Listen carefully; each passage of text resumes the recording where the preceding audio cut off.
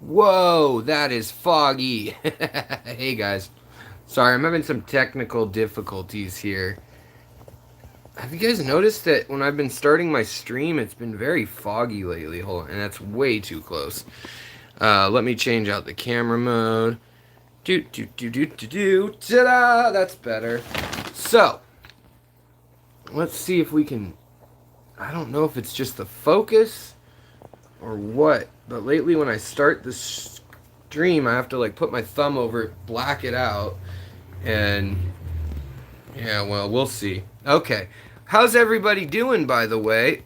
Of course, I'm 5 to 10 minutes later than I said, which you probably have now gathered is just how I'm doing this because YouTube is not alerting people very well until the exact time that it starts. I'm still hearing from a lot of people that said that they've quote unquote clicked the bell and nada is going down. So, um, I hope that that's not a problem for everybody. Also, let me just pull up some stuff here so that I can see your chat.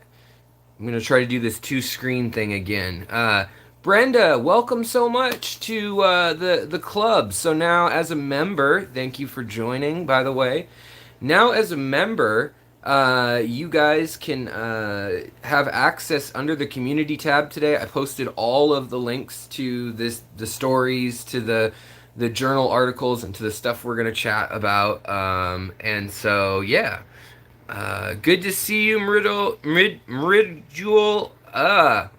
Mridjul. Brenda S. Pat, what's up? 40 years fish. Jamie, Muppet. Oh, so good to see everybody. Chubbs, Isabel, Mon Ami, Rico Stan. Let's see here. Dragon Lair. I handed out some more wrenches to John McKenzie. Hello. It looks like some of the wrenches actually showed up, which is nice. Just turned on my Insta beef stew. Got a coffee dripping. Let's get the show on the road, Alex. Yeah, I agree. Um, all right, guys. Let's see here. Um, Catch up with chat. Make sure that everything's working okay. Do do do do do do. Call just to wake him up again. Yeah. Hey Craig, how's it going? Yeah, I was posting stuff in on the group page and then also doing a couple things. You got a 30-minute warning, then going live. Oh, awesome. That's great, Dragon Lair. Did anybody else miss it? So aquarium guys, what's up, Robs? So I'll make the plug here too, while it's in my mind's eye, in my mind, which is there is a new Aquarium Guys podcast episode out. It's a little bit of a raunchy one. In I don't know raunchy, but it's a late night. It's not PG. It's rated R or at least PG-13, and but it's stories. Bentley Pascal and me and Robs and Adam uh, and we're just it's just the usual crew over there, and then I guess Bentley and I really. So speaking on experiences we've had in the hobby, I guess funny ones, odd ones. So yeah, if you guys want to buckle up and listen to something while driving, their newest episode's out, but they have episodes out every week, so you can always go check them out. Aquarium Guys podcast, anywhere that you listen to podcasts. And I wanted to thank him for having me on because it's fun. Um, oh, that's a good point. A lot of people do disable it in their settings and then they don't realize like it's applied to all unless otherwise selected, things like that. George, what's going on, my friend? Hello. Um, Squeed, hello. I don't know that name, but hello. Von Lurker, I know you. Alan Tooth, hello. Thank you so much, my buddy, my friend, my pal. Let's see here. All right, so today we can kind of just jump right in, step right back, Mama, let your hair hang down. Uh, Let me pull up the stories, um, so that we can, so that I can see what we're doing here. All right, so the first story of them today, and if I have images or anything to show you, I'll show them to you. But a lot of these are just kind of fun, interesting things, interesting stories. You guys probably know how this works at this point in time, I would assume. But yeah. So, Randy, hello. I know too that my chat probably conflicted with Father Fish's a little bit. I tried to start a little later with the 3:30ish start time. Because I realized later in the day that he's doing his thing. In my head, I was like, he's not going until 6. Well, 3 is 6 here because of the time difference between us. So, the first story that we have in fishy news you probably will not use at all in your life is that somebody in what town? Lograno, Spain, says he must be getting a bit stir crazy. He was arrested because he was caught out during a lockdown. Their town was on a lockdown. They'd had, obviously, quarantines and stuff, and they were on a lockdown. Another wave has come through Europe right now. He was on lockdown and going stir crazy. And they found him walking his pet, Betta. Yes, walking his pet Betta in a bowl, because it allows you to take your animals. It just says taking your pet out is one of the reasons you can leave the house during the lockdown. Apparently, they didn't think it was funny or needed, and they wrote him up for it. So it made a little news headline in northern Spain. Very interested, but apparently the national police tweeted a picture of the incident, which I guess I can just kind of show you. It's not much to see, but there's a fishbowl on the bench. So let that be a lesson to all of ye who would walk your pet fish during a lockdown. It's serious business. So, moving on. Oh, also, I saw a super chat. How did I miss that? A super chat. How did I miss that? From S. Thank you so much for the super chat. I greatly appreciate that. That means a lot to me at the moment. Like I said, this is something I want to do in the future anyways, but I donated the money so far this month up till this stream to a guy who's got it, who's part of the Fish Fam, Jim Johnson and James Johnson, brothers, going through a tough time right now. And Holly Gibbs posted something about it, and there was a GoFundMe. So I shared that link previously too on the group page online. But if you have anything that you want to contribute to him, that's you can go there and just do it yourself if anybody wants to do more. But basically, I just figured usually I like to donate some of the money that the channel makes in super chat money. Either it goes towards equipment or fish or new things that I'm going to show you guys. Usually I like to take that money specifically and do that with it. But now that we've got memberships coming in, that's helping supplement that money more.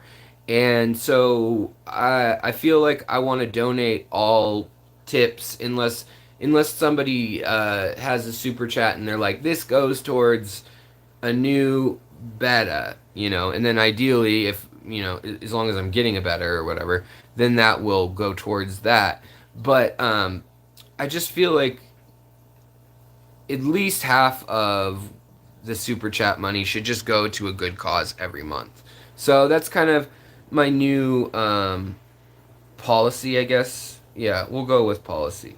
Uh, I wasn't sure if I wanted to like make that official, but it's something that I kind of have been doing anyways, so I might as well make it official and just let you guys know.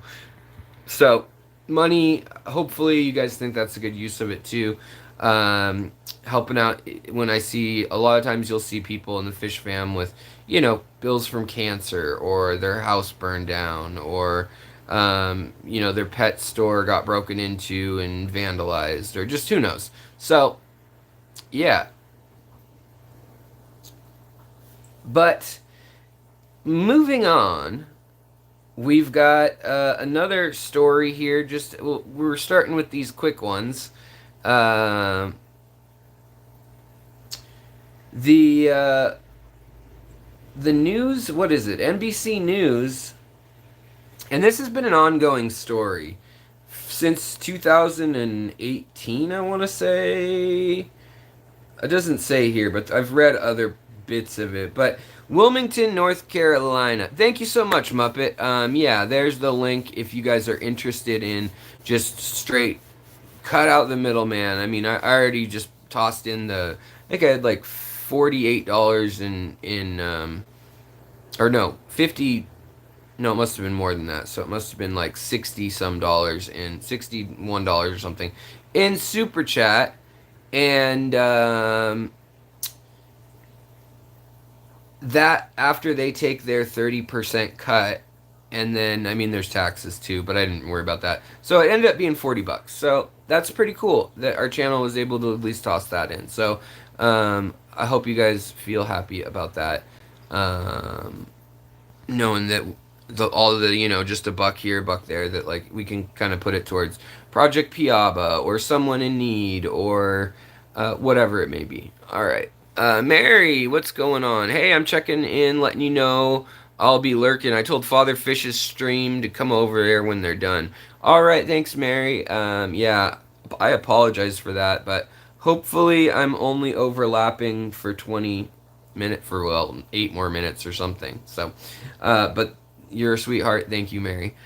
So, the next story, though, comes out of Wilmington, North Carolina, and it is a weird one. A guy by the name of, I mean, I feel bad even putting his name on blast, but I won't put his face on blast. How about that? His name is Ben David, and he's in New Hanover County, 53 years old. Oh, sorry, Michael Hinson, that was his lawyer, actually, the first name, is no longer being charged with animal cruelty nor abandonment of an animal. Uh, it says that he left his pet Oscar in an apartment when he got evicted. Like, he got evicted, left the fish there, and they charged him with animal cruelty and a couple other things, and he got picked up on a bench warrant without even knowing it, and had 2 animal cruelty charges leveled against him. Abandoning an animal and animal cruelty because he didn't feed his Oscar. It had been, how many days had it been? It wasn't that long either. I want to say it was like 12 days or 10 days. And so he could have just argued if he had a biologist that an Oscar, if it was well fed beforehand, will be fine for 12 days. So my guess is that they realized that that argument could have been there. But it also states in the article that his tank was dirty. So serious crimes going on here, people. Simple Jack, what's up? And also, by the way, the little thumbnail, I want to give a shout out to, I'll say her first name, Alexandria, because we share a common root name. In Romagna, she found a Dr. Pepper at a like supermarket store that maybe, I don't know if it's just in an import kind of store or whatever, but she found a Dr. Pepper, which is a novelty, hardcore over there, and she was able to buy it, remembered me talking about drinking it, she tried it, and she's like, it's really gross, I can't take it, so I don't think it maybe if you didn't grow up drinking it, prune juice and dark cherry and or black cherry and coriander aren't, those are like the main flavors apparently, are not your cup of tea or bottle of soda. But she was a sweetheart and took a picture with it on her aquarium and said, you know, hey, thinking about you, or this goes out to Alex or whatever. And I responded, and she's like, oh my gosh, you responded. So I just wanted to give a little shout out to her. I watch, I lurk on y'all's channels too. So, or whatever, people who follow me. What I'm saying is I don't have a life. Okay. So they dropped the charges on the dude. So that was the update of the story, was they dropped the charges. So I'm going to say yay. Simple fish keeping. Hello, you made it. You did. Lauren Ashley. Hello. Person with 2 first names. I don't know if I can trust you. I'm just kidding. All right, let's see here. Big J's fish keeping. What up, Big J? How's it going, brother? The next story. So today, you know, this thing, a lot of times we have crazy stories. We have people breaking in and stealing fish, or dumb criminals of the fish world, that kind of thing. Lauren Ashley says, I'm trouble. Yeah, I can tell. I know. Got 2 first names. I know. And I can tell if it's like Southern 2 first names. That's different. Lauren Ashley, that's solid, like Chris Bob, although nobody's named that. Yeah, exactly. Novice Aquarius, people diving into Bass Pro Shops and Cabela tanks and all sorts of nut things. Yeah, those are common occurrences for this segment that we do at least once a month. But this one, now that we got through those little crime spree, the horror of those 2 stories. Anthony's Fishy Friends, what's going on, brother? Thanks for having me on your channel the other night just to chat and kick the can around the circle, so to speak. Also, because this is a live chat, as always, if you're struggling with something, need to talk about something, just raise your hand with the @Secret History Living in Your Aquarium, or @Alex even, sometimes that'll help. But yeah, let's see here. Isabel says, I bought one last year, Dr. Pepper, for the first time in my life in Quebec.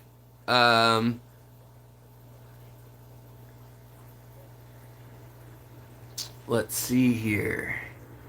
And then she says, OMG, finished in the sink. Like, you mean you threw it up in the sink? Or what? You poured it out into the sink? It wasn't good? What was your thought about Dr. Pepper? That has nothing to do with fish, but it is of crucial importance to me and many people in the South/Texas, Oklahoma region to know what you think of the oldest soda in the United States that is still being manufactured. Alex, what are your thoughts about aquaponics, ginger beard aquatics? I hate them. Get out of here. Aquaponics? You want to talk about aquaponics? No, aquaponics are awesome. I had a setup in... Isabel doesn't like it either. Yeah, I think it must be an acquired taste. Prune juice is an interesting flavor to be the base. People in the U.S., you may not like realize that that's kind of an abrasive flavor, but it is to people who aren't used to it, I guess, or who haven't had it in their past. But I love Dr. Pepper. And coriander, that's another weird one. There's a few spices in there, like clove, coriander, stuff like that, that are part of the 28 flavors. So it's not the normal profile. It's kind of, like root beer is kind of one that can be like, whoa, or ginger beer can be really intense if it's made strong. Banks Aquatics, hello. But no, aquaponics, I think aquaponics are great. All right, we got a lot of people with Dr. Pepper addictions here. We can start a Dr. Pepper's Anonymous if you guys want. I want to see You do your nails in malachite green. Well, I'm not gonna go buy any nail polish. It's whatever my wife has sitting around. Actually, I think this was it.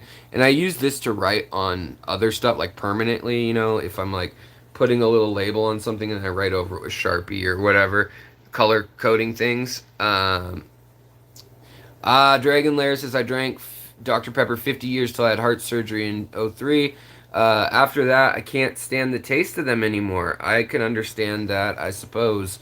Plus, I hear a lot of times when people get heart surgery that their taste in everything in life and their opinions about things change too. There's some interesting studies on that I've been reading lately. Jamie Lee, thank you so much. We got a $5 super duper fishy walking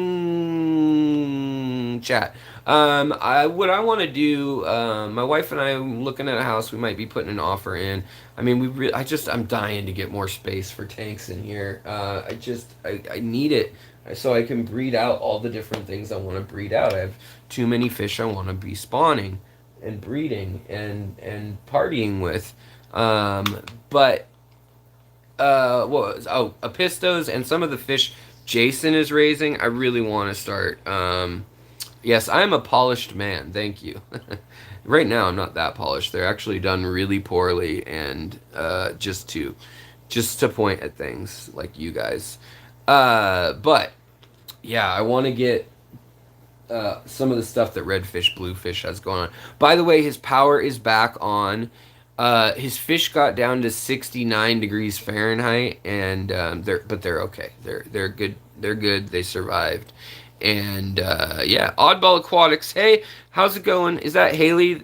Is that the same Oddball, or do we have a different Oddball? I wanted to make sure that I have the correct person here.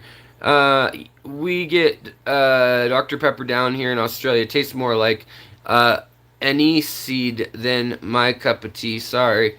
Yeah, anise is another flavor that's in it. Wintergreen is another one. It's an interesting profile. Kenny, what is going on? Danikin, Kenny or Danny, but I'm guessing Kenny.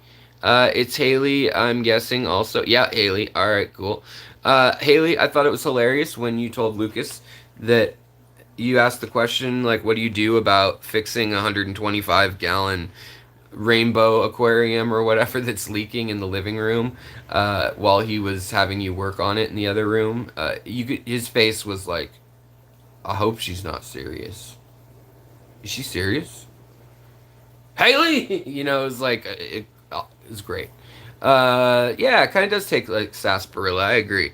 But yeah, that was super priceless. So thank you for making my night by doing that. Novice Aquarius says, I'm your new neighbor. I'm addicted to the Dr. Pepper, and I have 122 fish tanks in my new basement. Novice Aquarius, where do you live, and when can I come over? I'll wear a mask or a biosuit or whatever. 122 tanks. Sounds like we need to get you shown on the show if you want to be shown. For show. All right, let's get to the next story here. We've got the guppy theme going tonight. All right, so let's get going. T-Bone, hello, good eye, mate. I love seeing all the Australians in here. It's good. It's a good thing. It's a good thing. And Brenda Johnson just joined today. Been watching for a while. That means a lot to me. Especially the 199 level. As much as I say there's other perks at the other levels, and there are some, but the other levels are more an endorsement of what I'm doing. If you got it and you can spare it and you like it and you want to see more of it, and just to ensure that I keep doing it. Whereas the 199 really is like, it allows me to have more flexibility in spending money on the fish room, not worrying about that piece of the puzzle. And then also, that along with any sort of ad revenue, and then also selling fish here and plants there and all that kind of stuff. It really does allow me to, now I'm focusing this 50 hours a week probably. I'm doing something Fish Channel related. So, Novice Aquarius, did you ever tell me where you lived near me as my new a neighbor. Randy Roman, hello. Jamie Lee. Um, let's see here. James Lowe. You're down under too. Uh, Fish Tropic, what's up? Uh, oh, good, good, good. You had good advice. That worked out with the Hydra, and your endlers are fatter. Good to hear, Randy. That's good. Um, all calm in Los Angeles today. Right on, Joe Black. I'm glad. Can't find my wallet. Can you guys make a sacrifice to Poseidon? Can you guys make a sacrifice to Poseidon if you don't mind? Yes. Leslie's Aquatics. Total Tropical TV. Hello. Okay. All right. We got lots of people here. Oh, you're on the Gold Coast. Nice. And James is in the lockdown state. Christine Kaiser. What happened? Father Fish ended. That's what happened, huh? We got everyone coming in here. Spirulina. Whoa. Holly Gibbs. What up? Father Fish. Yes. Much love to Father Fish and his shoal. Felt bad today because I mean, I usually go on Saturdays. This is the first time I realized, like, oh, we conflicted. I got snacks. Pete. Oh, we got everyone in here. So sorry, I'm still saying hi. We're at 26 minutes in. We did cover a couple little stories. Curtis Green, also hello from Australia. Wow, my Australians. I gotta do something for you guys. Um, but yeah. Oh, okay. All right. Got it. Got it, Randy. Um, let's get to our third story. Our first guppy story of the evening, afternoon, morning, wherever the heck you are. Rapa Nui. If you're in Rapa Nui, it's actually early in the morning. Um, oh, Preston John, that's a great question. We will get to that real quick first. Um, Also, there's another question from Jamie Lee saying, "Is Live Aquaria a good place to order from? I just ordered 12 Danio Tinwini from them. I don't know. I've had issues with them a long time ago, but they're a big place. They're still open, so I'm not sure, honestly. You might have to kind of get opinions in the chat on that one. I know that I really don't recommend Arizona Gardens. Aquatic Arts, I really do like. The Wet Spot, I like. I've had a couple mix-ups with the Wet Spot. With like rare fish where they send me something that's not the right species, actually. That's happened twice now. But they were really easy mistakes to make and really specific rare fish that they had.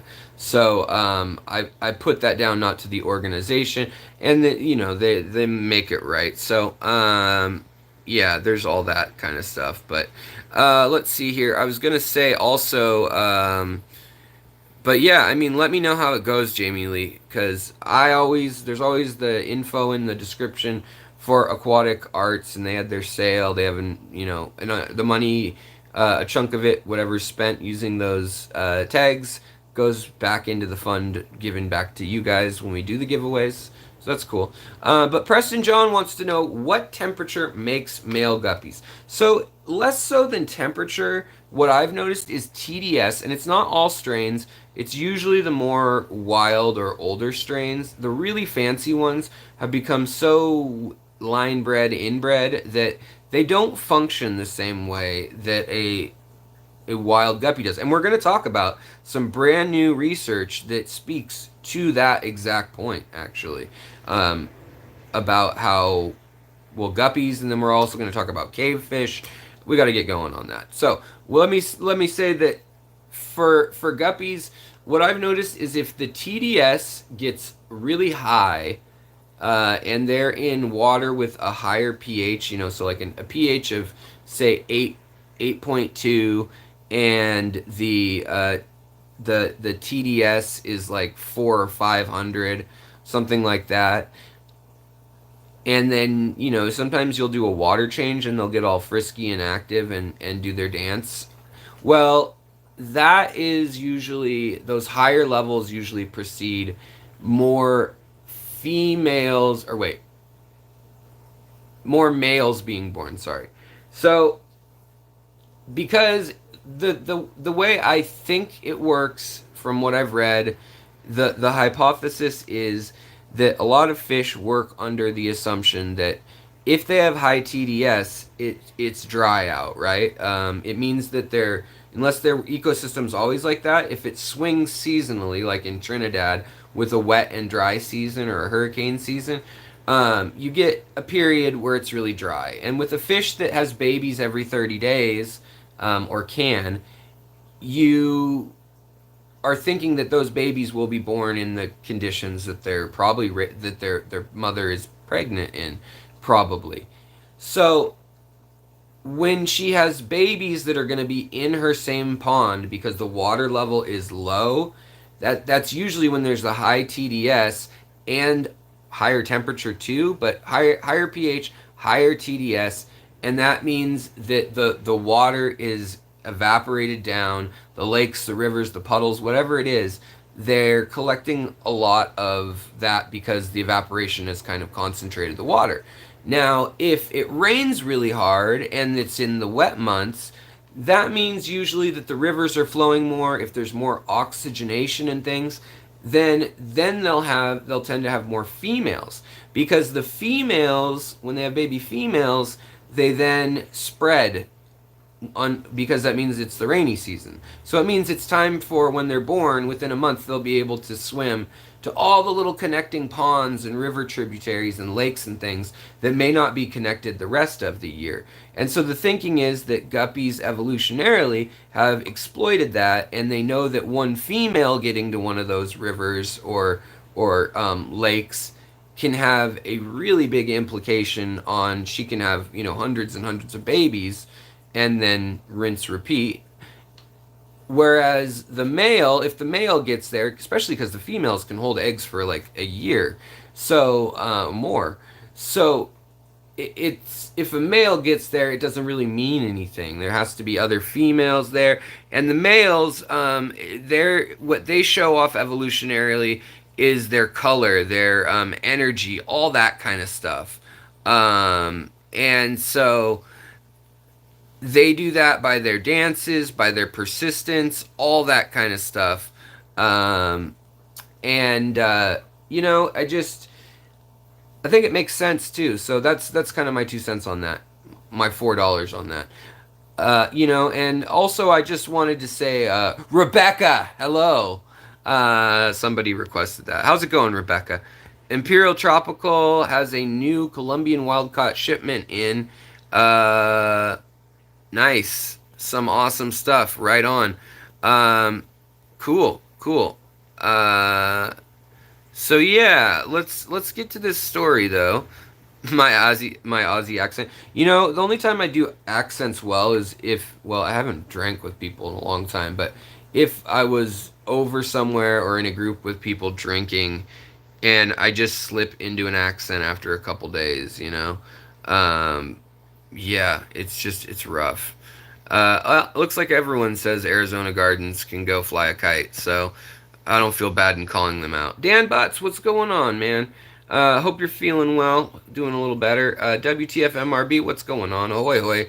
If we could hit that like button, I would like that. We got 100 people in here and 53 likes. So either 47 of you need to get out or hit that like button, or dislike. You could hit that dislike button too, that's fine. I need a dab. What are your thoughts on Nylock G Microferts? Great. Love them. I think, but I don't know for sure, but I think that's probably who, like, Aquarium Co-op and a lot of these smaller shops, maybe even like Dustin's Planet Tanks and stuff. I think some of the stores that are like at that size, they're not like Seachem or Fritz distributor size. They go to companies like Nylock, even if it isn't Nylock, but they're in Oregon, and I know Colin, who owns it and runs it, and if you buy 5 gallons of it, they'll make you any mix you want, which is nice. 5 gallons will last a long time of a concentrated mix, but like years if you've only got 3 or 4 tanks or that are aquascaped or whatnot. And I think that Aquarium Co-op's formula works fine for most people. For me, I run my tanks really heavy and I don't like the nitrogen, so I'd actually like pretty much the exact same mixture, but without the nitrogen in it and a little more potassium than they normally put in it, and also some calcium. So there's that. Whoa, we got another super chat coming in from Canada. And we've just got, yeah, let me know about Dustin's growth juice. I'd like to know how that goes. Isabel Chaussee, or am I saying that right? Or is it Chassis or Chase? I remember Chassé, I would guess, but I could be wrong. Isabel, but thank you so much. That was very kind. We have a $20 super chat. Super, super duper kind. And chatting with you always makes my day too, anyways. So I appreciate that greatly. All right, let's get into the story, right, Alex? Shut up, okay? All right. Next story, June 11th, 2020. So this is from a couple months ago. But I wanted to include this story because to me it was important. Dragon Lair, we got a 99-cent little winky face. I appreciate that. Every 99 cents counts big times. Appreciate it. Jess, what's going on, girl? I've been saying that Jess and Mary, I want to get Jess and Mary on here as my co-hosts for episodes like these. And I do want to feature more of y'all in the chat, like on StreamYard, like a lot of channels do. But I just talk so much, I don't think any subject matter would get covered, except for on videos like these, where it's kind of more laid back anyways. If I had my friends up here with me. So, yeah, but that's in the works. I gotta figure that out. I gotta stop being such a Luddite and figure that ish out. Okay, so, University of Exeter, Trinidadian guppies behave like matadors. Ooh. So they focus their predator's point of attack, and at the last minute, they dodge away, new research shows. So this is an interesting one. This was a study done down in Trinidad on the last of the native guppy populations. And this was done with super high-speed cameras. And they found that even fancy tail guppies that had been domesticated are way, way better at avoiding predatory ambushes. So specifically, they were looking at cichlids, because there are some cichlids that live in Trinidad, and there's also some freshwater eels and gobies and gudgeons type fish that come in from the salt water that hunt them. And all of their major predatory fish out on the island of Trinidad, almost all of them, they're not big open, they're not like river fish that you'd see swimming in the open water that kind of like attack like a shark. They're mostly the kind that lie in wait and then leap forward and attack their prey. And so specifically, I guess there's 3 cichlids that eat a lot of guppies. Like, guppies like their favorite meal. Like, guppy is to them what Dr. Pepper is to me.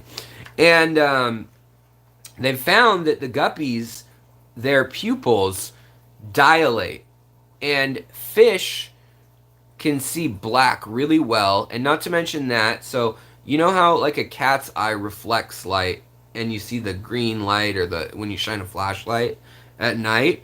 Well, guppies and most fish have the opposite effect. Their eyes aren't gonna glow when you look at them. They might around the outline, around the iris, or around the corneal, the white part, I'm forgetting the name of the white part of your eye now. Oh, why don't I have it? It's on the tip of my tongue, but whatever. So the white part of your eye, because they look for cues. Sclera, thank you very much, everyone. It looks like Dragon Lair got it quickest. But yeah, so the sclera, they measure that ratio between the sclera and the pupil, and that tells them a lot about it, about like what's going on in fish personalities. It's a big cue. I mean, they don't have all the face muscles we do and stuff, so they have to get their cues from other things, right? So what it's saying in the article is that they studied them with these high-speed cameras, really high-speed cameras, and in Trinidad, they found that they would get whenever they spotted the guppy would spot something scary, their pupils would dilate, and for a long time, that's a common fear reflex. Is either pupils constrict or dilate. It happens in humans too. Usually dilate for fear. And it's so you can let the most amount of light in a dark situation evolutionarily and take in all the info. Well, fish don't always need to take all the light in that they can. They live down by the frickin' equator, these fish. So someone thought maybe there's another reason for that. And so they tried different things where they in the lab they got rid of the black part of their eye. They turned it a silver color that was reflective with some sort of dye or something. And then they had blind guppies too. But the long story short is that the cichlids that hunt them in their natural habitat lock on when they see their eye blow up huge in their pupil, and they go for that black spot. And that's also most likely the reason why the endlers have a big black spot on their tail, but they also tend to have one right up here on by their gill flap and their on their kind of their neck. And they might have them elsewhere, but those are two really common places for a lot of fish to have the false eye. And so it's interesting to me that the eye is so important in fish. I mean, it makes sense when you think about it. But that the guppy hopes that the cichlid will charge right where it sees the eye. So guppies, so fish when they're stressed, they have it's called a C-flex or C-stress response, because a fish, it's like this and it gets scared, something comes at it that it wasn't expecting. It bends like this, and then when it straightens out, it allows it to shoot off. And it's very similar to a bow and arrow. When you pull it back under tension and it starts to kind of bend one way and then you let it go, an arrow on its flight path actually does this. And I can't remember, it might be called the archer's curve or something, but the important thing, there's also the archer's paradox, because it can curve around the bow when you let go. It can curve around objects even too if it's timed properly by like trick shot archers, and the bow will flex into the almost a C shape. But fish do this as a spring, so they're like ready to go. They're ready to pop and leap henceforth into the not getting eaten zone, and we measure how quickly they are, or how quickly they respond by that and their pupil dilation too. And we do that in humans too. Like how long are these neurosignals taking to reach the brain? Because things like your eyes are autonomic. You can't, I mean, you can think about sexy time and all of a sudden your pupils will get bigger, or drugs if you're a former addict, or rock climbing if you love rock climbing. And in humans, our pupils will get bigger. But for the most part, usually when those things happen, when we're lying, when we're stressed, when we're infatuated with someone, whatever it may be, we get bigger pupils, and it's different for everyone. But yeah, so they can measure these responses just like breathing and heart rate and blood pressure. They're things that we don't consciously control, or most people don't. I mean, you can learn to, but yes. So, yeah. Eyes are the exposed parts of our brain, says Randy Roman. I like that. I agree. I think that's true. So they said that the matador guppies is what they've renamed the group of the wild guppies, because they blow up their pupil in their eye, the cichlids latch onto it, and they're going to go for right where that pupil was dilated, and they're going to go for mid-body, where the hole where the dot was. They're going to go right behind it, assuming that is the guppy's body, and they're going to try to bite down on it, catch it mid-body, and sever its spine, a brainstem spine, all that stuff, or take a chunk out of its belly and shake it around and do the alligator thing. So Guppies naturally know that, and so they make a C, and instead of making a C really hard, like some fish, like tetras, will almost completely curl. If you watch in high speed, they'll completely curl up into almost like head touching tail in order to flick out, like just like if you take I don't know, will this work? Let me try it first off camera. Good thing I tried it, it didn't work. um Honey, do you want to be on the show? So like this. Just like that. Just like that tension is stored up like that. Could you get me a Dr. Pepper, pretty please, honey? Maybe. What? Maybe. I love you. I'll give you money. I'll buy you a chocolate bar. Wife's going to the store, and I bought Dr. Pepper at the mini market this morning, but I'm gonna need more. But yeah, so this is a good example. So their body's rigid like this, and all of a sudden, boom, they flick off, and different fish do it at different speeds. Well, guppies, especially with the big flouncy tails, they're not as good at it. So they have a new technique, which is to fake it out and just move out of the way. So they actually can scoot back rather than forward without even doing the C reflex. And so they're finding in the wild that is actually their strategy. Shrimp, they do it too. They go backwards in the C reflex. So I don't know. I thought that was kind of interesting.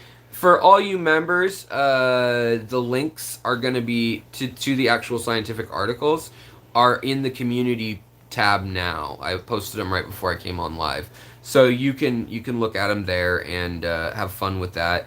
But and see what other implications you might find from them, or you can just say I don't really care. But if you want to, I figured I'd start citing things a little better. All right, so the next guppy related story is going to be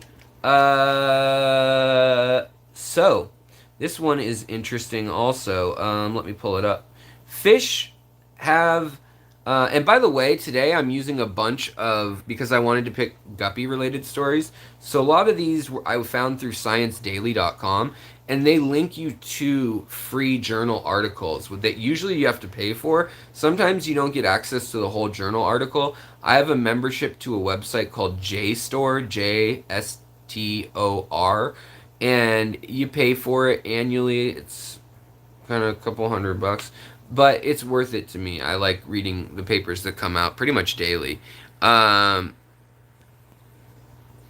I like Mexican Coke also, and Bolivian and Colombian and no, I do like the Mexican stuff. Although now they're making Mexican Coke with high fructose corn syrup too, so you have to make sure that it is the kind made with sugar. It was because of sugar subsidies down there that it was cheaper to make it with sugar than it was to make it with high fructose corn syrup. Hey, what's going on, Jesse? Hey, hey there, brother, you broke my mouth. You taste so good.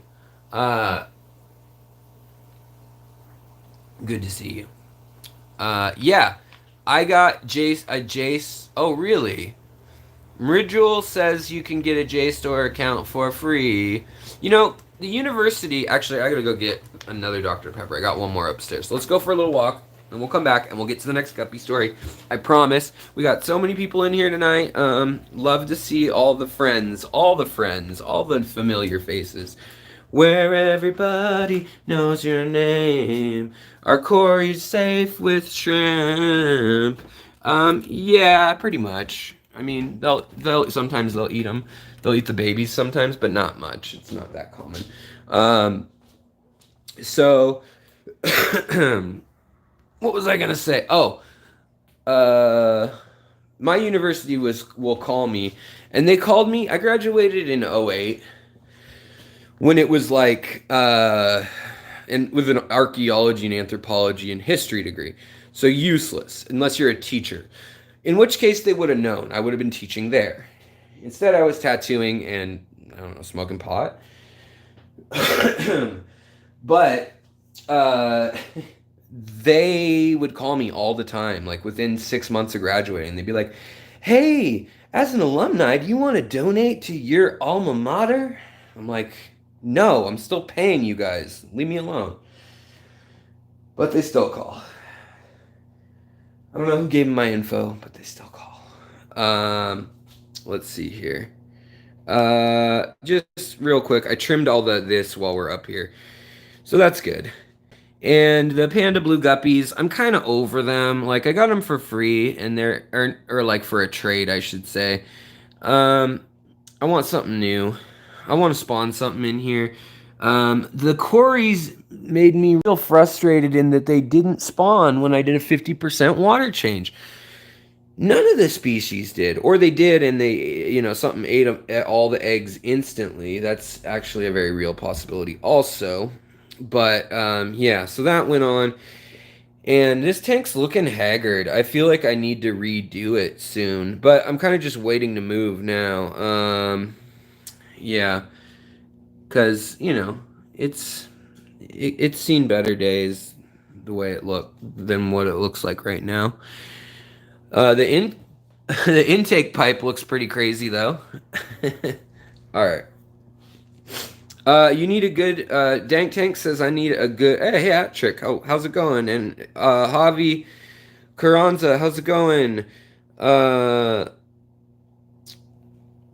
So yeah, these are a really good blue. I don't know. I mean, they call them panda Dumbo pandas. They're not really panda-y. They're more like a tuxedo, in my opinion. Like, a panda needs a black nose, in my opinion. But I guess I'll allow it. Like, this one has a black nose. This male has a black nose, but most of them don't. And they have a nice blue color, and then dark blue. But in the females, you can make out, you see their pupils versus the quote-unquote whites of their eyes, the sclera. Well, let's see if you can. Let's see if we can get it to focus. Yeah, there you go. So that pupil dilates, and it can dilate so that their whole eye is covered. And yeah, so that's what we were talking about in the last article, was how they do that, and how it allows them, the cichlids, to lock onto that and then kill. But the next story, also about guppies. We got lots of guppy stories to talk about. We're on Guppy Talk. Okay, we're back. I got my Dr. Pepper. Pull it together, Alex. All right, guys. All right, so next guppy story. Fish have personalities. He's got personality. It says tiny fish called Trinidadian guppies. Have you heard of them? Have individual personalities. New research shows and confirms what many fish owners would have told you years ago. Scientists from the University of Exeter studied guppy behaviors in various situations and found extremely complex differences between individuals. The researchers tested whether the differences could be measured on a simple spectrum of how either risk-averse or risk-prone the guppies were, but they found variations so vast and complicated that they had to add 3 more categories to judging their personality.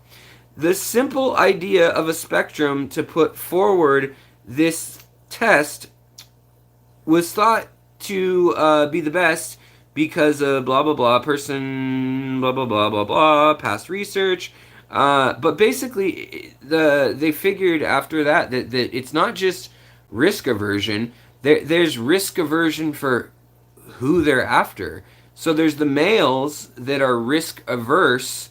They won't go chasing a female into dangerous open waters because they're bright colors, and so their personality's shy. But if it's the right female, they may risk their life all day long. So how do you quantify that? That's like a contradiction to the risk thing. It's either all or nothing, and they thought that it would be as simple as that. Even assuming that it was going to be complicated, they thought they could put it just on a spectrum of that, and they've figured out in this study that no, that's way too simple. So the difference between them were consistent over time in different situations. Also insinuating that guppies have a mind or memory which extends for at least several months to years at a time. For example, all become more cautious in a more stressful situation. However, the relative differences between how each individual reacted seemed relatively intact and similar no matter when it occurred in the future in their lives. So that's kind of cool. The study published in the Journal of Functional Ecology examined coping styles of guppies in conditions designed to cause levels of stress. So, of course, here comes the torture part of the study. Mild stress was caused by transferring fish into an unfamiliar tank with nowhere to hide. They also put pictures of predatory birds and fish on the tank. The presence of predators had an effect on average behavior, making all the guppies more cautious overall, clinging to bottoms, sides, and so forth. But some individuals still retain their distinct personality traits. Some continued to do their dancing to attract females. Others simply pestered females and harassed them. Some females were no longer interested in mating, whereas others were interested regardless of the risk. The next phase of the research, they will be looking at underlying genetics and how genetics have been passed on to create these personalities. So whether there's a genetic type of guppies, and this makes sense too because bettas for instance. Hey, Irish hamster man, how's it going, Mister Fishman veterinarian? It makes sense also because the fish over time they get different evolutionary strategies. You've got the flamboyant males that grow really fast and they're super flashy and their goal is to get the female's attention, but their lifespan is 4 to 5 months. And then you got the ones that color up late in life and they hide very carefully and they live 2 years. So both are different. Hey, what's up, Kev? And Lori, of course, Lori, and Hayden. And Mr. Gromby. You found your wallet. Good for you. All right, we're almost to 100 thumbs up. That would be nice, but I'm not a thumbs up beggar, so let's continue. All right, guys. So, uh-oh. Popo. You okay, Kev? Or did I miss something? I probably missed something. That's probably what happened. But, all right.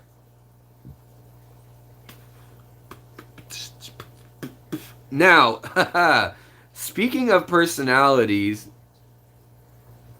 the next article we have to read, this one is just, I mean, you guys probably know this too. Ladies, can I get a hell yeah in the chat if you feel this one? And guys, can I get a knock it the hell off if this is you? So, it says that sexual harassment from male guppies is so bad in the wild and in captivity alike that long-suffering females will risk their lives to escape it. Sexual harassment from male guppies is so bad, females will risk their life to escape it, according to new research by Dr. Safi Daredin and Dr. Darren Croft from Bangor University. Male guppies spend most of their time displaying their brightly colored bodies to females in hopes of attracting a mate. The choosy females will usually only mate with the most attractive, high-quality males to ensure the production of strong offspring with good nourishment and genetics. If his courtship is rejected, however, the male will often attempt to sneak and mate with the female while she's in the mood with another male. He will rush in when she is not looking and relentlessly sexually harass her, for lack of a better term. Now, we understand that this is not understood the same in the animal world as the human world, but building off that personality thing, maybe we should think of it that way. Jackson Tax, hello. So let's see here. This is Oh, this in turn reduces the time available for foraging food. Female guppies actually have less babies the more they're harassed by males. The less they can fatten up and gather protein, the less they will have a number of babies. So it actually hurts their chances for survival. So it says researchers studied guppy behavior in the natural populations of guppies in the Trinidad River and found that females segregated the sexes by choosing to spend most of their time in areas with higher numbers of predators like cichlids and diving birds. The brightly colored males were far more easily picked off and than the dull brown to clear or silver females. This causes the males to keep their distance and dance far less. So that's kind of interesting. The females are willing to go hang out next to the frickin' green terrors or Honduran red points or whatever, than to put up with the males that they live with. That's crazy to me. So, in any case, what else does it say? Dr. Croft explains, much like humans, female guppies produce relatively few eggs and give birth to live offspring in comparison to other fish. They don't lay their eggs for seasonal spawning, but keep them inside their body when they are fertilized by males. Because they are not reliant on seasons or even the presence of males as they can store them, they are not beholden to the presence of males after being fertilized. Females have to continuously battle with males to keep them at bay. Oftentimes they can be hurt, their fry can be eaten or hurt, and they can get infections from male pestering. So it is interesting to find that they are resorting to such extreme measures to avoid the unwelcome sexual advances by the male guppies. So that's kind of interesting to me. Guys, we're one click away from 100 thumbs up. Not that I want that 100 or anything. I mean, just saying. So, yeah. But that was a follow-up to a 2008 study that noticed it in captivity. And you'll see the males doing that a lot. And it's interesting that they'd make note even in the abstract, the write-up for that research, which, like I said, links are in the community tab if you're a member, that it's got all the info, links to past studies which you can follow, which is why I'm including them. And so basically it showed that in captivity that was also the case, but that there were in the wild it's the case, which is interesting because that's actually hurting their chances of survival. If the males are causing bacterial infections when they rip the gravid spot area and the fins of the females to pester them, it's not good, obviously. But they have personalities, and the females can figure that out. So I think that's interesting. Fatherfish is saying, abhorrent nonsense, obviously Marxist propaganda. I don't know if you're joking or serious, Fatherfish, but I think that female guppies get harassed hardcore by male guppies, and the fact that they would go swim next to an Oscar to off the male that they've already mated with, who's ripping at their fins, sounds about right to me. Alright, and welcome, Fatherfish. All right, let's see here. New camouflage mechanisms also discovered in fish. Wait, is this? Yeah, okay, that's the one we're going to go to next. New camouflage mechanisms found in fish in open water, open ocean. So, this is Florida State University and Florida Atlantic University. I don't know that one. Fish have a remarkable way to hide from their predators using new camouflage techniques we're only now starting to understand. It shows that fish scales have evolved not only to reflect UV light and visible light spectrum, but also to scramble polarization and ultraviolet light, as well as infrared light. They can reflect all wavelengths within a band, and it's got a bunch of specific numbers.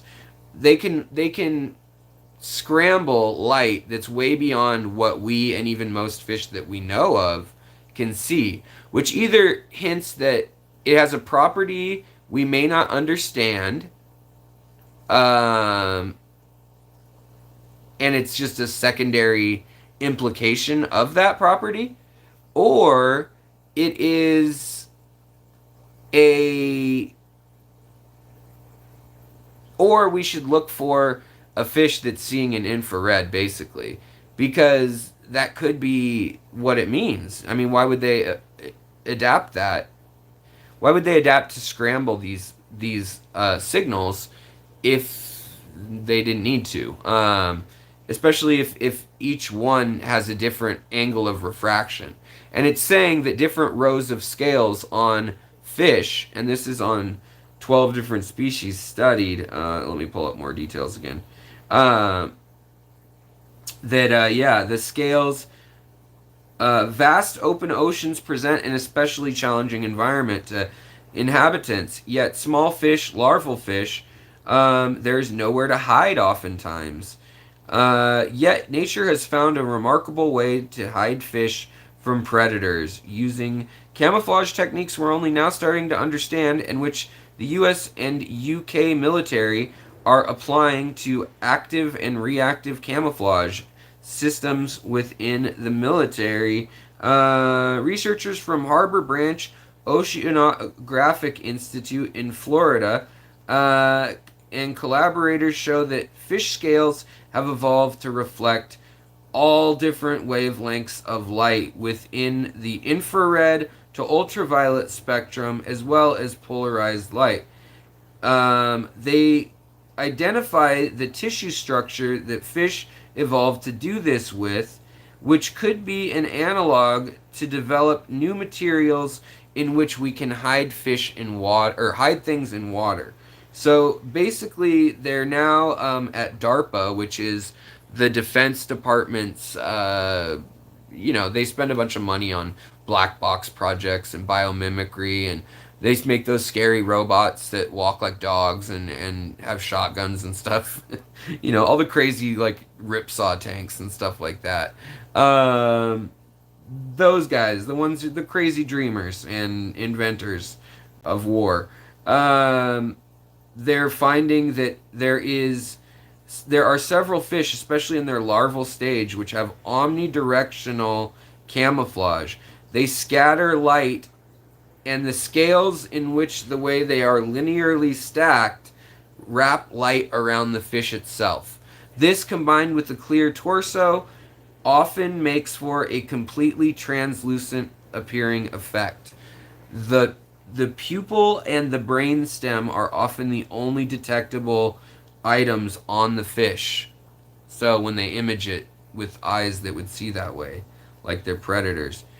We've known that open water fish have silvery scales for skin to reflect light above and reflect the intensity compared to the background when looking up, or also scattering light when being viewed from above looking down into the water.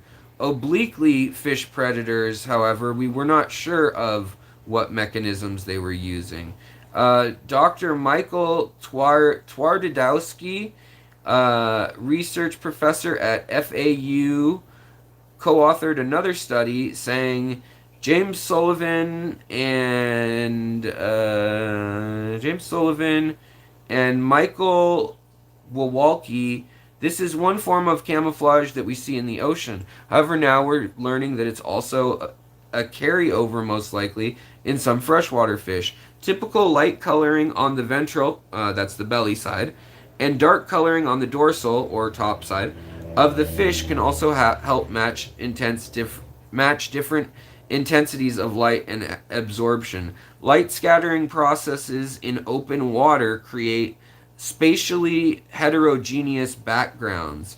Polarization, which is the directional vibration of light waves, generates changes in the light environment that may vary with the sun's position in the sky. So no matter what the angle of attack that the light is reflecting off of, it actually adapts. So, or at least it scatters it in a way that the photon is no longer in a wave form. It breaks up the sine wave of the photon light beam and turns it into a scattered, almost like Morse code or dotted line of that light, which is incredible. I mean, we knew that guanine and guarine did this. That's why iridophores give the rainbow colors, the beautiful colors in fish. And we knew that they evolved that to redirect light reflected onto their backgrounds so that, instead of looking at a guppy as a bright light sitting there in the tank, you see it as a crazy, oh wait, you know what? Do I have this on? Of course I don't. Alright, so if anybody said anything, of course, I had it on top chat when I went upstairs and flipped the camera around, so I've missed whatever anybody said, probably. So if you said something to me, just at me again, because I'm not going back. There's no turning back now, ladies and gentlemen. We've come too far. Aquarium fish. But yeah, so the polarization, for instance, polarized sunglasses help you see better by blocking horizontal waves of light to reduce bright reflections. This is why polarized sunglasses often don't seem much darker, but they do stop high intensity wavelength light. So that means that they actually, when you put on polarized sunglasses, it's differently than UV tinted or UV protective ones. It does have that effect, but it's basically taking out the highest frequency wavelengths. Later, James Lowe. Have a good one. Peace. And that is exactly what is being scattered. So if light's usually coming from a 90-degree angle or a 45-degree angle or whatever on the fish in the water, it's saying that their scales can either flex or adjust, or they have the structures crystalline built in to their scales to scatter that light so that the predators can't see it. To me, this is incredible. This has breeding implications of how we can make cool fish. I mean, you think glowfish are cool? What about like wearing polarized glasses and looking at your fish? I don't know. Maybe that's the next cool thing. Who knows what we'll play with next, right? Or infrared. I mean, that's like heat vision, right? So it says that fish mask their heat vision or their heat profile by simply being cold-blooded. I mean, just by by default. Let's see here. Polarization is a fundamental property of light, like color, but many human eyes do not. Like color and intensity of light, however, human eyes do not have the ability to sense it. The only time we sense polarization is when it crosses a high threshold and begins to burn our retinas, corneas. Light travels in waves, and for natural sunlight, the direction of these waves is random around a central viewing axis, like a swirling orb. But when light reflects off the surface, waves parallel to that surface are dominant in the reflected beam.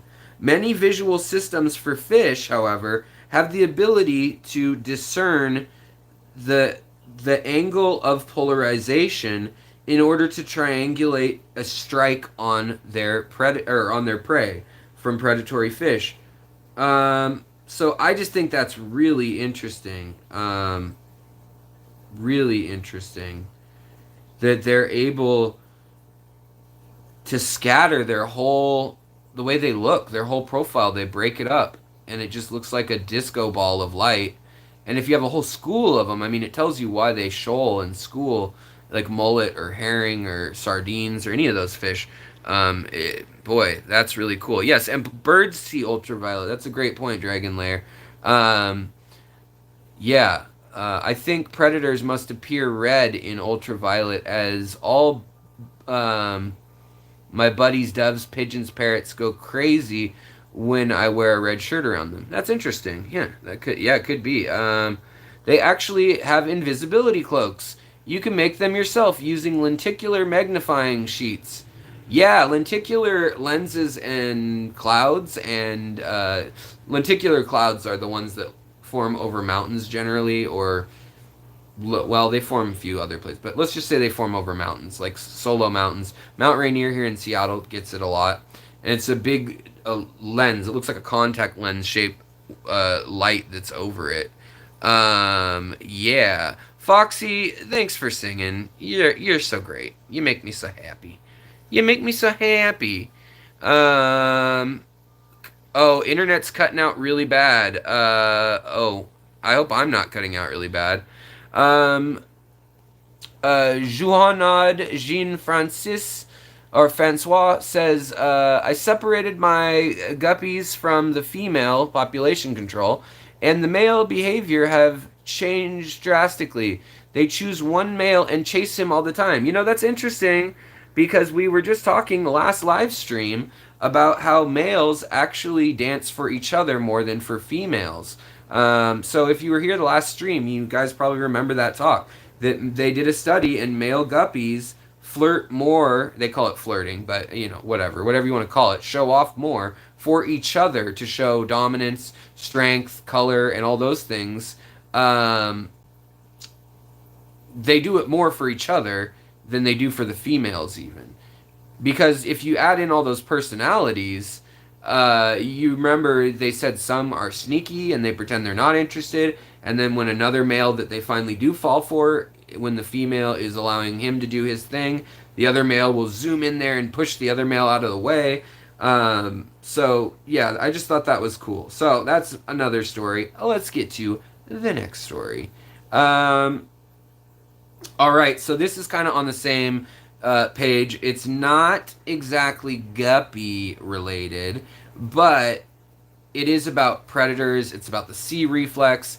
And all right, Brenda, have a great night. Thanks for joining again. Membership, I appreciate it. I appreciate it. I appreciate their John Nicocorn and Temptations of Eve. All right, let's see here. Study. Okay. Mexican cave fish. How do they escape predators? I don't know. Mexican cave fish escape evolution reveals vast differences in their startle reflex. The C start or C reflex escape response represents a primary mechanisms for predatory avoidance in fish and amphibians. C start gets its name from the C-shaped curve in which, yeah, we talked about this, a fish's body curls up into a C. The muscles coil and store kinetic energy in which they rapidly release in a split second. So this one here, this is from October 29th, 2020. The Florida Atlantic University also. When startled, do all fish respond the same way? No, apparently not. A few fish, like the Mexican cave fish, have evolved in unique environments and have actually no predators. To see how this lack of predation impacts their escape response, They are highly stereotyped across fish species. Scientists explored these teeny fish to determine if there are any evolved differences in them. Findings reveal that dramatic ecological differences between cave and river environments contribute to differences in escape behavior in blind cavefish and their river dwelling surface cousins. So, the same species, there's a blind version and a non blind version. One with completely translucent body, no, doesn't need anything like that. And there's an underground bear's face. How's it going? Hope you're doing well. And there's this river, and Astyanaxis mexicanus. Astyanax mexicanus. Sorry, I messed that up. Have evolved in unique environments. There's a bunch of names on this study. Way too many, it feels like. But it says that from southern Texas to northern and central Mexico, there are underground rivers connected via limestone caves and tunnels. There are 30 geographically isolated populations of the same species of fish. These cave-dwelling fish differ in each phenotype. Some are albino, some are clear, some have sight, and some do not have sight. This new findings have scientists baffled. It says that even the blind ones, no eye sensory whatsoever, and what they did was they went in and they severed the nerve from the eye to make sure that they weren't just blind and we thought they were blind. They still responded to shadows above them. Is it temperature? Is it sonar? What is it? So apparently these blind cavefish still can sense when something's above them. That's pretty crazy. They figure they've been in the caves for several million years in the oldest populations, whereas other caves may have been as more recent as the last ice age. It says that the sea start reflex, the spring reflex. Remember what I was saying earlier, guys. I tried to make this a consistent talk tonight, or have a consistent thread, but fish swimming, doing its thing. All of a sudden, predator. What's it gonna do? Boom. Predator comes in, bam! It coiled up and it springs off. Later. Well, it says that within a few generations, they start to see their nervous system change, the way it responds. When they have no threats, they actually they don't do the sea bend as much. It says instead of they were measuring the angle at which their head and tail are opposed to each other, and in many cases they will bend their tail and head almost to each other in order to snap and get out of the way, just the locomotion of fish. And they are able, well, so I thought that maybe it would be pressure in water also too, but they put them in tanks and then just put something dark over the tank. And they also played videos of a bird swooping down from the point of view of the water. And so you guys can read about this, but it's in the Journal of Experimental Zoology, the molecular and developmental evolution of the Mexican cavefish supports the idea that ecological differences between the cave and open river environments contributed to differences in A. mexicanus's escape behavior and sea start behavior. Findings provide a platform for investigation of evolutionary neural circuits, which are now believed to be a phenotypical sense as well as a genetic sense. These sensory motor integrations support using sight, evolution, escape behavior. In this diverse singular species of fish, we see many phenotypes. However, every one has evolved at a different level, so that the degree at which they curl and spring out and escape getting eaten it's different in each little cave system, even though the river's connected for miles, like the Rio Grande or whatever, and then there's tributaries. They're the same fish, species wise, but they always seem to lose their sight when they get stuck in a underground aquifer or river, and they eat bugs and detritus and algae and things that are coming into the cave. But it says that they can actually tell the different populations apart now, not by looking at them, but just by measuring that angle when they play the same video of startling stuff. It says some barely have a response at all. It says these populations have likely been in the caves for millions of years. They literally have no predators. Um, let's see. These findings have shown that even highly conserved behaviors have evolved differences in cave environments.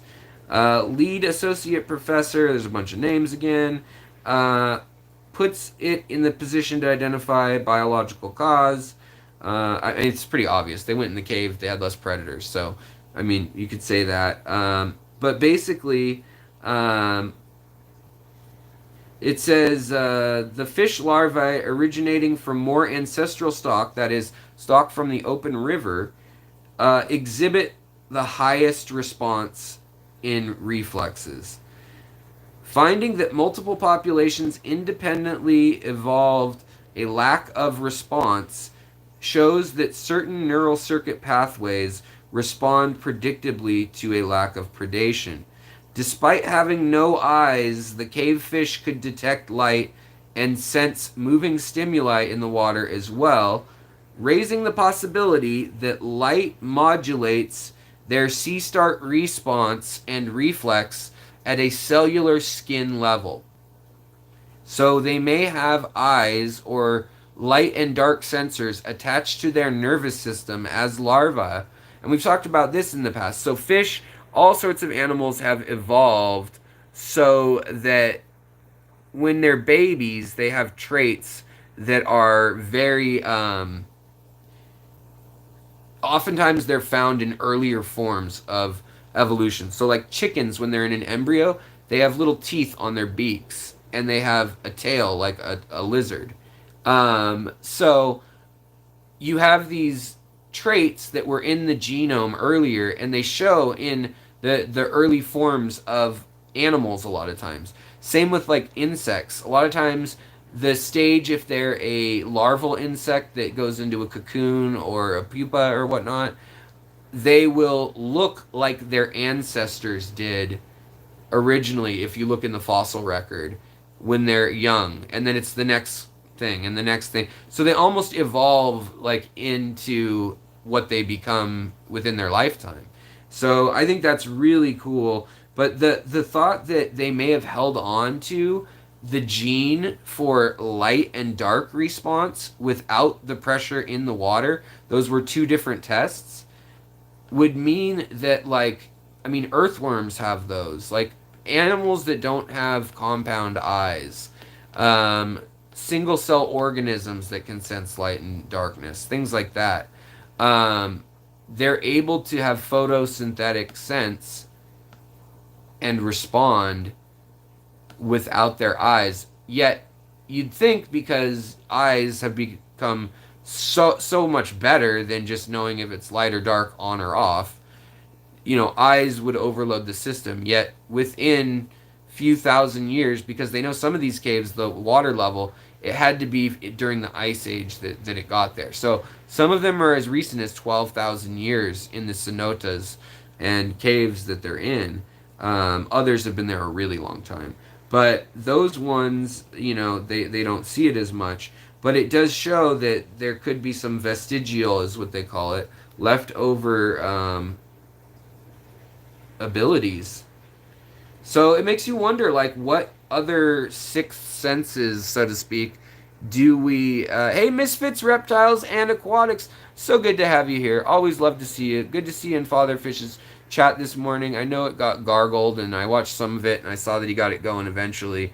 And, yeah, so, but always good to see.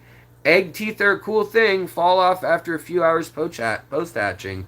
Irish hamster man. I agree. Egg teeth are a cool thing. So, yeah, but Yeah, it's really interesting. I don't know. That one kind of blows my mind more than everything else that we talked about here today. So another one is we're rounding it off here. We got a couple more. The next one is autism sensitivity and fish. So in zebrafish, this was in Australia. Um, oh, I just clicked on the wrong thing. Hold on.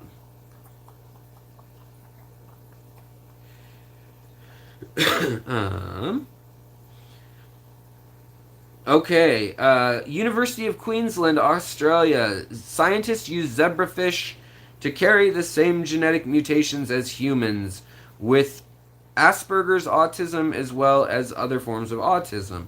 They put it onto the X chromosome in a condition called fragile autistic X chromosome syndrome. This allowed scientists to monitor neural networks and pathways that produce hypersensitivities to sound and stimuli. So we've known for a long time that light and sound can trigger really bad panic attacks in people with autism and other nervous disorders too, PTSD, things like that. Our brain can only take so much stimuli, and for some people, that threshold is lower than others. Well, it turns out in this article, what they were able to find, they had a behavioral neuroscience for humans. Ethan Scott and Dr. Lena Constantini at the University of Queensland. She's a marine biologist, a neuro behaviorist marine biologist. That's really specific. So they basically created a zebrafish, or as y'all might say, a zebrafish. Hey Jason, how's it going, brother? So glad you're here. Everybody was so worried about you when you couldn't do the stream because of the power outage. So we're glad you're doing well and that your fish are mostly 100% good, or 98% good, whatever, 99% good. But in any case, so let's finish up this off. They recorded the brain activity of the zebrafish larvae after hatching, and they showed them movies exposing them to quick, violent action, as well as bursts of sounds and dropping things into their tank. Sounds like a relaxing day at the lab. The movies simulate movement from predators. Reaction to these stimuli was the same for the fish with the fragile X mutations as those without. So that was controlling for that. So it wasn't the fact that they put it on the X chromosome. However, they found that 3 out of 5 zebrafish males had autism traits, whereas only 20% of the female fish had it, which is a pretty close mimicry of some of the rates we find in humans in some types of autism.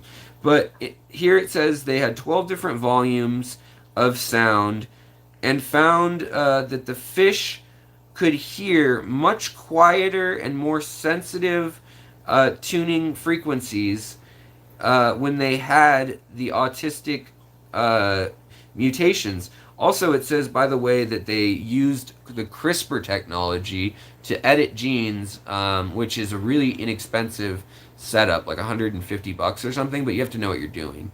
But they were able to make these autistic fish, essentially, with the same gene that they find in humans that they think could have something to do with it. And in fish, it's called the fragile X mutation, which apparently is also a thing in humans. I don't know much about it. Maybe some of you do. But it's interesting because they said that what they realized is that the young zebrafish, the larval zebrafish, they all were way more sensitive. So they didn't show off this trait until they got a little older. Then the ones that had the autistic sense were way more, they had their C start reflex. Remember, that's how hard they curl in the face of fear in order to dart off. And this is a measure in almost all species of fish. I'm sure we'll touch on it again in the future on this channel, now that I've gone down this rabbit hole. But in any case, so the zebrafish were able to use their most reptilian part of their brain and respond zero point 0.2 milliseconds quicker. Oh, for sure. Jason says Fragile X as well as PDD based developmental disorders are super weird. Yeah, yeah, they are. So it says that the zebrafish with them, though, were able to avoid predation. However, they died earlier from stress, oftentimes. So it was kind of a wash in this study whether they lived longer. So it seems like it's almost an evolutionary mutation which has advantages. The babies that respond panicked and just freak out and get the heck out of Dodge at any little noise, they actually do live longer as babies. However, it takes a toll. They avoid eating, they get stressed, it messes with their endocrine system, it messes with their heart rate and their respiratory rate and their oxygenation levels and all these things. And so it says they're trying to find further insight into how we can help humans with this and possibly tamp down this reaction. Um, so, yeah, exactly, Jason. It says it acts like autism, but they actually process data way faster than normal. And, when I got hit by lightning, when my brain was really slow afterwards, it had this period of about 2 weeks where it came back up to normal, and I couldn't even watch the TV because I could see the refresh rate. My eyes could see the refresh rate, which meant that I was seeing faster than the 29 frames per second normally. And adrenaline can do that to you on its own, but there are brainwave activities and parts of the brain associated with this. And it said that early on, it looks like it's evolutionarily, it's kind of like allergies. Your body may have developed allergies in order to practice a response to a pathogen from the outside. But an allergy is a response to a pathogen that wasn't harmful, like in itself. And so your body's inflammation and toxic response causes more damage than the pathogen floating around. And so we think that, maybe this is also how allergies evolve. We're misfirings when we're trying to evolve against allowing these pathogens to get into our system. Because, maybe it ends up being an allergy in one case, and in another case, it's something that gets rid of pinworm or something. It doesn't let it in the body. It makes the body attack that inflammation point.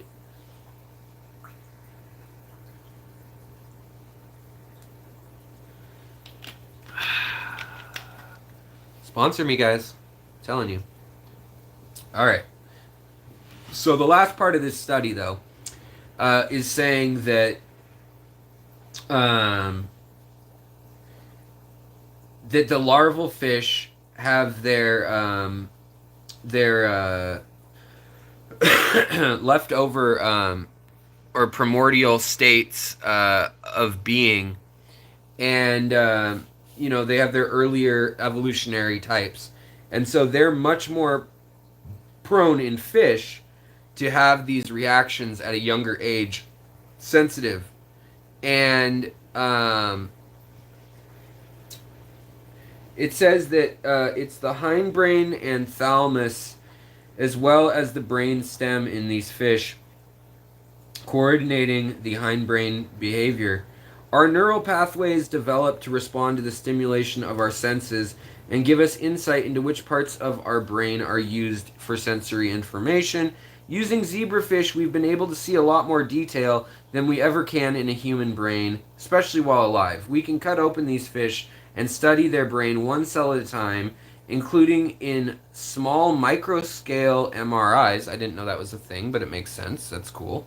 They can use contrast dye to actually sense the potassium charges in. So basically, they're seeing the electricity discharges.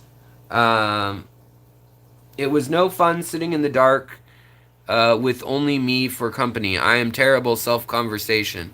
What were you talking about? Oh yeah, with the power out. I thought we were talking about autism still. I think of it this way: the faster raw data is processed by the brain, the less time it has for finer, more esoteric, and hard to define things in life. That probably sounds stupid. No, that sounds perfect, Jason. You're totally correct. It basically, the brain either evolved to know how to respond to fight or flight, and that's freeze. So you freeze, you take in what's going on, and then you think, I got to have a plan. And you just take off and form your plan. Or you have this earliest form, probably, of reflex, which is that very similar to the autistic traits, which are panic, just freak out, any little noise, anything, just run, just fight, run, whatever it takes. Don't even formulate a plan. And they're able to sense these noises and stimuli way sooner. However, it does take a toll on their body. In humans and in primates and more complex animals, neurologically speaking, it also is obviously takes a heavy toll socially, and that can have a role in reproduction and social interaction, gaining hierarchy in society, and things like that. So that's what also makes it really interesting, though, is because in humans, you have to successfully reproduce by not being a weird person to other people or finding your other weird person, that fits with you. Like I found my weird wife. Right, weird wife? She's getting groceries out of the car. A bag. Any case, so, but yeah, I can definitely relate to that. When I had seizures and stuff after the strike, it was like an overload of senses. I'd have to close my eyes and plug my ears and just get away from it. Like even striped lines, like on a crosswalk, would make me want to vomit. Like it was too much for my brain to process. And a lot of times these creatures will freeze up and they can't do anything about it. So it's interesting that they've been able to like design a fish that is autistic essentially. All right, so the last. Well, actually, we have. All right, I'll just go over these real quick. But basically, another story they just found in Bristol, England. They found coprolites or frozen poo poo, fossilized poo poo. Oh yeah, I need to wrench time you for sure, Jason. Will it let me on the phone the way it's set up? The way I have it set up? No, but I will add you. I may be now, Holly. They think actually that was something they're trying to figure out still, 2.5 years after. But when I'm in the car and like there's trees and then a light and then a shadow and a light and a shadow, light and a shadow, it makes me so disoriented. Flashing lights on TV and things, not as much. But looking at like plaid patterns and stripes now really disorients me. It gives me a visceral like like that's too much. I can't look at it, which was never the case in the past. So yeah, they're looking at that. It might have fried some stuff in my head. Misfits, Reptiles, and Aquatics. Thank you so much. We've got a $5 super chat. Those are close to being primal instincts. Every animal and being retains them. Even to this day, the science behind primal instincts will blow your mind. I agree. And the other thing is that, like we looked at in this study, whether it was the fish sensing without eyes, they had that primal instinct, maybe, of sensory cells or pressure, which is almost like sonar. I mean, there's blind people that are able to click or whistle and they can navigate because their visual cortex activates more, even though their visual cortex has been not getting data from their eyes for years, which is really interesting. But they have to have a visual cortex for that to work. Laura Sutton, also, thank you so much. Another $4.99 super chat for more Dr. Pepper. Wow, I can buy some I can give that money to my wife. I can give it to her and not feel bad about drinking the Dr. Pepper. That is so kind of you guys. Thank you. I appreciate it. Uh, I do appreciate it. I got to. Okay, let's see here.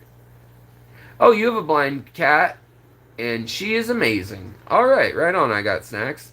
Um, Wrench party. Yeah, why does Mary not have a wrench? I totally gave Mary a wrench. I don't even understand this because now, I swear, didn't Mary have one at the beginning of this whole thing? I don't know what's happening. In any case, I'll get more wrenches out when I'm on a compute. Wait, maybe I can do it. Hold on. I might be able to do it right now. Right meow. Okay. Yes, I can. You get a wrench. Wait. You get a wrench. Yeah, because I made Dragon Lair. Okay, yeah, Dragon Lair is one there. We got that.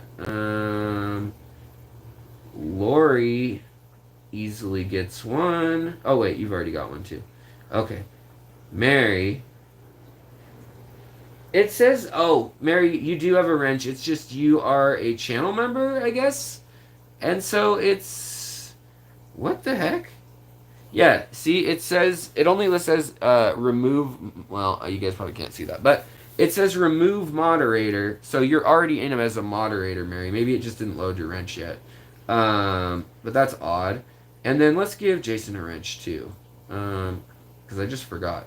Add moderator. There we go. All right, let's see how quickly it gives Jason his wrench.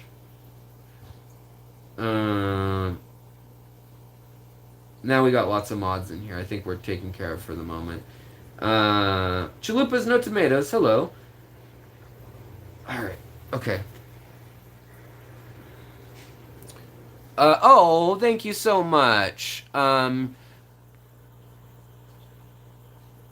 Thank you, Mary, for the super chat with $2 from Mary. Thank you so much.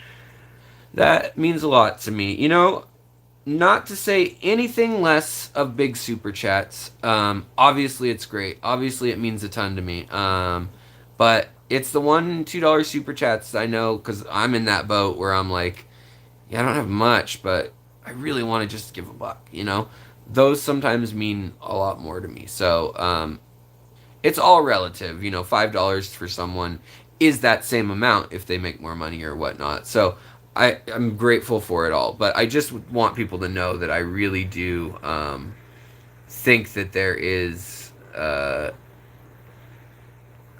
there's a special meaning to it when you get to have your when you get a super chat that's you know, a buck or two. It's just like a nice little tip. And for me, if I tip like 333 is like my like that's all I can spend, guys. I'm really broke this month or whatever. If I had a bunch of money, I'll spend it elsewhere. But yeah, so first time, Mike Vang, hello, and Greg, hello. First time joining your stream. Which full spectrum LED light on Amazon would you recommend? Best bang for your buck. I have a 3-part live stream series, and it's in the description. I rated them 1 through 10 if you just want to look quickly.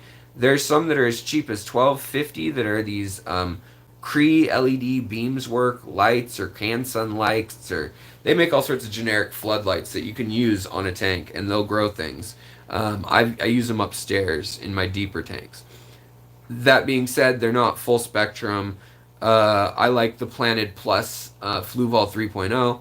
It is a little pricey, but I do like its functionality, the way you can change the settings, all that kind of stuff. But I would go back and watch those. I go into way too much detail, but you can just totally keep. You can just totally browse the little description on those. I think it's called "Let." The little thumbnail says "Let There Be Light." And there's 3 parts, and I talk about all my lights and different light settings. Oh wow, Christine, thank you so much. $5 super chat, keep it up. Pumping weights with the little pair. I appreciate that. Thank you. Pat, I messed up PayPal somehow. Need to figure it out. Oh, I've been there a million times. Yivo, $2 super chat. Thank you so much. What's the biggest fish you've owned? Biggest fish I've owned, like it got that big or it could get that big. Because I had a sturgeon in the tank once that I caught on the Columbia River, which I was not supposed to have, but I was a little kid. And I thought it was a dinosaur, so I brought it back. So that would be a white sturgeon. But no, the biggest fish I've had is probably plecos. Some of the like 2 footers is probably the biggest thing I've ever owned. I've had Oscars, Red Devils, Green Terrors, some Earth Eaters and things, Geophagus. Um, yeah, probably something like that. I haven't had anything real huge. I've never had the space nor the discretionary funds to really provide properly. Um, but yeah, let's see here. Crazy Dragon Lair. You've used the wrench 3 times and it still won't stick. Yeah, that drives me nuts. Mary says, "Hey, I've got some cheap Mingdak lights that have the red, blue, white lights. I don't know how long they will last, but they're decent lights. Paid around $20." Yeah, so there's definitely different quality of lights, and I go into that about, there's lights if you want to see your fish. There's lights if you want to grow plants, and I get into that because I'm all about plants, so I really like getting into, I mean, it makes a huge difference. Like, you don't even need CO2 if you have ferts and good substrate and you know what you're doing with your plants and a good light. Like, it's that important to me. Add CO2, it can get even better, but yeah, there's a lot of things you can do, and it depends on what you want to do with your tank, where you're going with it, what kind of fish you're keeping, what plants you like. I mean, if you want stem plants that are super bright, you need one thing. Um, and that's a bright full spectrum light with CO2. And liquid ferts and probably root tabs or a substrate that's active. However, if you want to keep Valsinaria, sword plants, water wisteria, water sprite, you could probably use a desk lamp, a high powered desk lamp, and Anubias, and mosses and things like that. So wassertong, duckweed, some of that stuff. You could probably use a weak desk lamp. So it kind of just depends on what you want to do. So I would recommend that video. Pat, thank you so much, brother. Buck super chat. Put it in the bank. I really appreciate it. 40 years fish. Oh wow, everybody's chipping in on the super chats like super crazy. I'm super happy today. Thanks guys, cheering me up. Money makes the world go round. World go round, world go round. First time super chatting. Gas money for the next field trip. Oh sweet, I can go visit Jason now. Yeah, the ferry and the gas, and inevitably I'll probably eat food and drink Dr. Pepper and be a pig on the way. But I need to go visit him again. Like as soon as I left, I was like, oh, I don't want to leave Jason again. I was riding down the street when this wild duck under my arm. Jason caught one as a kid. Wood ducks. They're beautiful though. I've caught ducks while salmon fishing, diving ducks and loons and all sorts of stuff like that. But what was I gonna say? We're gonna finish off the last. I'm not even gonna do the full readout of these other stories, but you guys can check them out. There's one interesting thing, and that's on nuclear war. And they looked at 10 scenarios, and it was from all out. The Russians and Americans launch everything they have at each other.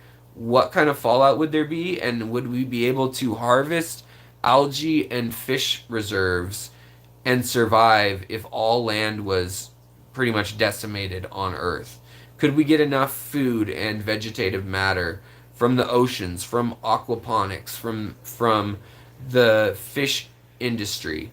And the answer is no, not nearly enough. But then they looked at it from the point of view of, okay, whoever has the military left. So say South Africa didn't get hit, and they're kind of in between everything.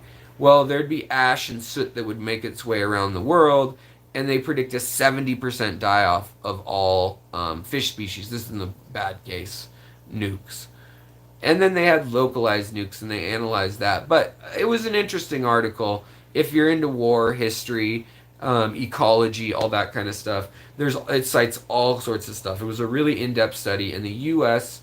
Department of Defense, I think, drafted it because they wanted to know what they could do to mitigate it. So, say nuclear war happened right tomorrow, what laws would they put in place if North Korea and Japan went at it or something, or North Korea nuked Japan, I should say. What laws could we put into place? Like no fishing for a year.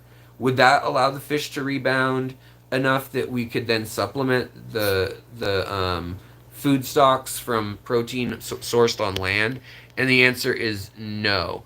Algae was the most promising. However, the contamination was really hard to work with in that. But really interesting article if you're a super nerd. The other one that I saw here was a touching story to me, which is it's probably backwards to you guys.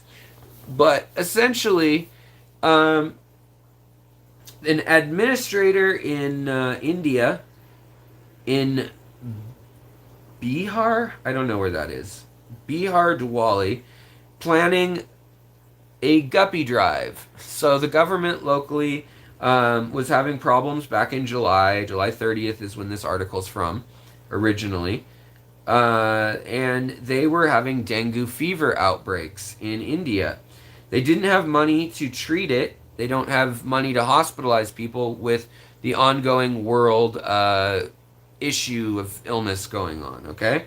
So the deputy commissioner of, doesn't even say what they're of, had the idea of letting guppies go in color-coded regions so later they would know which ones were domestically released. I don't even know. That doesn't make sense. Like, this is a news article, not a scientific article. But basically, so the guppies, they want to release guppies to kill mosquito larvae. And it said that the guppies at all schools, colleges, town halls, farms, and irrigation ditches would be issued in this territory guppies. Now they did this in the south with gambusia. Very similar fish. Probably a little more hardy than guppies. I don't know. Perhaps there's some hardy guppies in India. But meanwhile, the College of Fisheries in Mangaluru, I don't know where that is, and I might be saying it wrong, said that each guppy, in the time that it reaches maturity, will eat 25 to 50 mosquito larvae a day. In a gestation period of 21 days on average in India, because it's hot. That's so quick. Man, guppies are only pregnant for 21 days in India. The fast-growing ones, fish can survive in heavily polluted waters, high nitrates from farm runoff, and phosphates. They've been breeding in the drainage ditches. Interesting. So the guppies were gambusias have been proven terrible at eating mosquito larvae, says Dragon Lair. I didn't know that. I saw that they were giving them out to try to control West Nile virus and stuff like that. But it says that in India that there were already guppies in the drainage irrigation ditches. Like, people had released them as pets.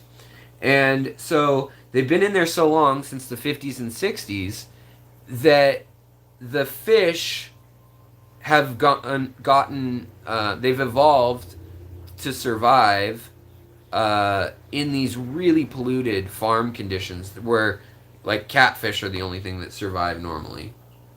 So they're using those same freaky, three-eyed, blinky fish from The Simpsons, essentially, as a way to try to eat some of the mosquito larvae. And so they started breeding these guys out in their program at this university and handing them out, and then giving different colors for different functions, um, so that they could track like which populations were getting out where. I feel like the colors would get muddled really quick. Just knowing guppies, they probably reverted quickly. I don't know though. Let me know what you think about it. And the last. Oh, that.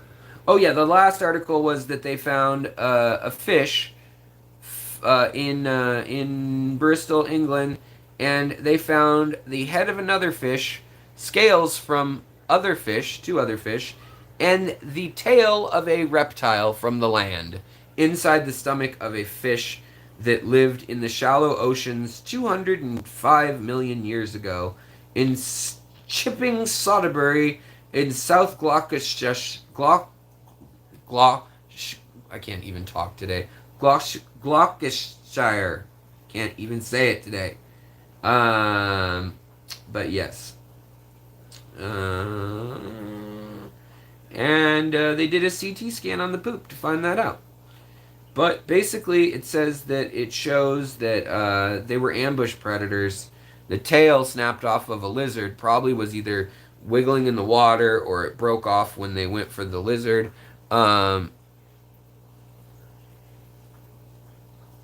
Gloucestershire. I don't know. I think, is it, or is it with the C in it and everything? Gloucestershire. Gloucestershire. I don't know. I don't know how to say it right. I've heard it a million times, but I can't remember. All right. So yeah, that's all we have planned for today, folks. Do we have any last minute critiques? Any questions? Did we have fun? Did we like this? And Declan, hello. Gloucester. Yeah, that sounds closer, right? Gloucester. Gloucester. This, I know there's a few different spellings of it too, like in the U.S. versus the ones in England. The one in England is spelt a little differently. This one had a C and it had a SCH in it too. SCHTER. Well, I'm glad you guys enjoyed it. I always love hanging out with you guys. It's always fun. Thank you so much for all the super chats. Like I said, if you're a channel member, all the info. Jason, I gotta come hang out again. Jeez. I'm glad you guys had fun tonight, though. I'll probably be around soon. I'm gonna hang out with my wife. And watch maybe a movie. We watched a horror movie that was pretty gnarly last night about, like, I don't know what they were, Gambian or Nigerian immigrants in the UK or something. I don't know. I don't even know what was going on. It was just really creepy. But in any case, I hope you guys have a great weekend. I'll be back on Tuesday at 4 p.m. Pacific, probably. Oh yeah, Irish knows. I'm sure Irish knows. Try Worcestershire. Worcestershire. I don't know. I hear that several times. But yes, I had fun even if I can't talk today. Even if I am tongue-tied. And missing teeth makes it hard to talk. Like, I feel all like this tongue thickening out of my mouth like this now. I'm gonna be like one of those little ugly dogs, little disposable dogs that like has its tongue hanging out all the time, like. I hope that's not in my future. Dentures before that, please, or just put me down. All right, guys, have a wonderful night. Go to bed. Close but not quite. Well, you'll have to teach me, Irish Hamster Man. And thank you again for the super chatters, to the lurkers, to the talkers, to the non-talkers, to the Dr. Pepper drinkers, and to the Dr. Pepper haters. Please take care of your critters, your plants, the people around you, and of course, take care of yourself, because if you don't do that, it doesn't matter, because you can't do the other things. And I think if half of us did half of that, half of the time, we would have a world that is twice as Banshee. Where's the other one? That's the male. Where's the female? Female has black ventral fins. Oh, female's back there. I moved them. They've eaten so many of these Malawa shrimp. I don't know where they put them. They just eat and eat and eat them. But they're happy. They're doing well. So thanks, Jason. Hopefully I'll breed some for you soon. And the lights crapped out on this tank, but yeah. Oh, also, yes, Father Fish, in the mornings, I'm usually there. We'd like to get him up to 5,000 subs. Yeah, 80 years of experience in the fish hobby. Come with questions. Be prepared to be scolded if they're dumb ones. No, I'm just kidding. But no, yes, and I go by Grandson Fish when I am on the show. And frequently I'm there. Mary is a co-host. Cassie B is another co-host. And yes, just lovely, lovely Mary, who hopefully will help host this show with me once I figure out how to hook up StreamYard and everything to my satisfaction. All right, guys, you have a great evening. Take care. Take care. Take care. I'll talk to you later. Bye.